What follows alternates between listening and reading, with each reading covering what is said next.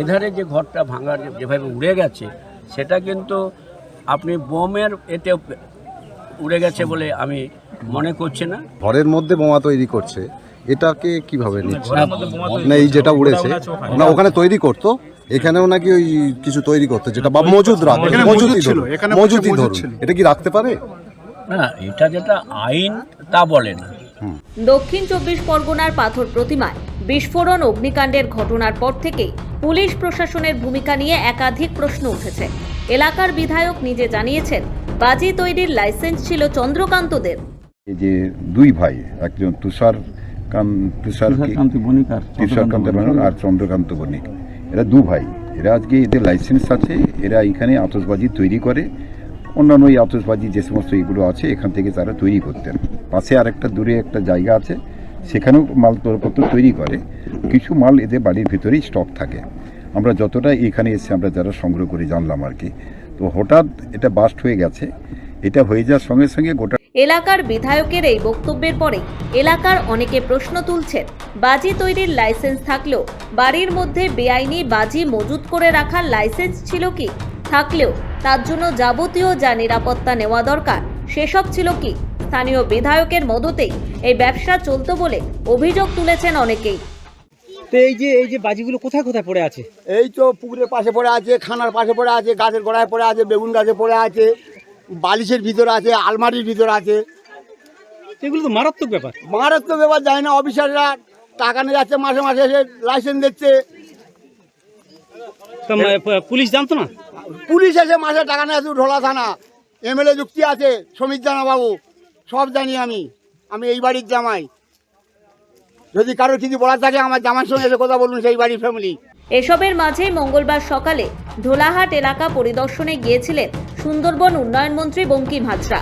বণিকদের পোড়া বাড়ি ঘুরে দেখে যতটুকু যা বুঝেছেন তাতে তিনি অস্বীকার করলেন না যে লাইসেন্স থাকলেও নিয়ম না মেনে বাজির ব্যবসা চলছিল।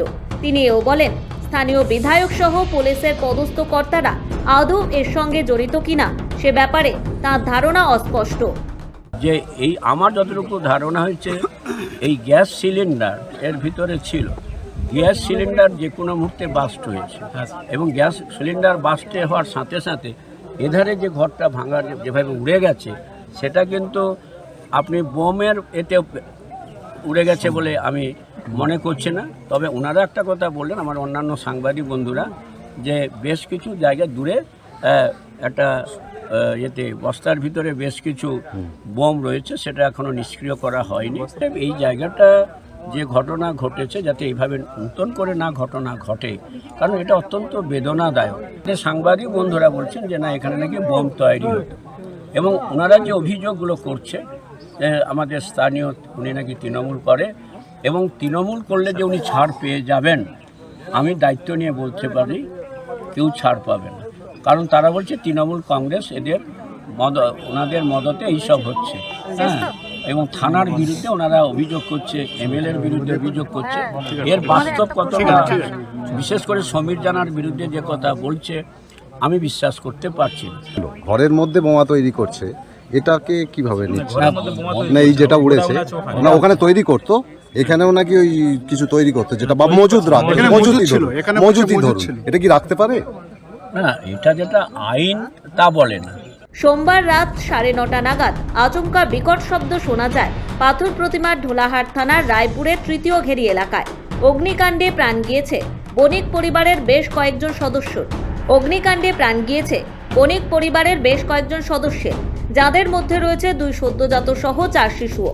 এই ঘটনায় তুমুল আতঙ্ক ছড়িয়ে পড়ে এলাকায়। আগুনের ভয়াবহতা এমনই ছিল যে বাড়ির ভিতরে থাকা মানুষদের বাঁচাতে মরিয়া চেষ্টা করা হলো, তা সম্ভব হয়নি। এতদিন ধরে বাড়িতে অবৈধ বাজি বানানো হচ্ছে, অথচ পুলিশ প্রশাসন টের পেল না। এই প্রশ্ন উঠতেই স্থানীয় বাসিন্দারা অভিযোগ তোলেন, এর আগে রাজ্যে যখন একের পর এক বাজি বিস্ফোরণের ঘটনা ঘটছে, তখনই বণিক পরিবারকে বাড়িতে মজুদ বাজি সরিয়ে নেওয়ার কথা বলেন। তাতেও কাজ না হলে স্থানীয় প্রশাসন এবং জনপ্রতিনিধিদের অভিযোগ করা হয়, কিন্তু তারাও এ ব্যাপারে খুব একটা উচ্চবাচ্য করেনি। এলাকাবাসীদের অভিযোগ, ওই বাড়িতে বাজির ব্যবসার জন্য বাইরের একাধিক জায়গা থেকে কারিগররা আসতেন। জে হাসানের রিপোর্ট, সময়, কলকাতা।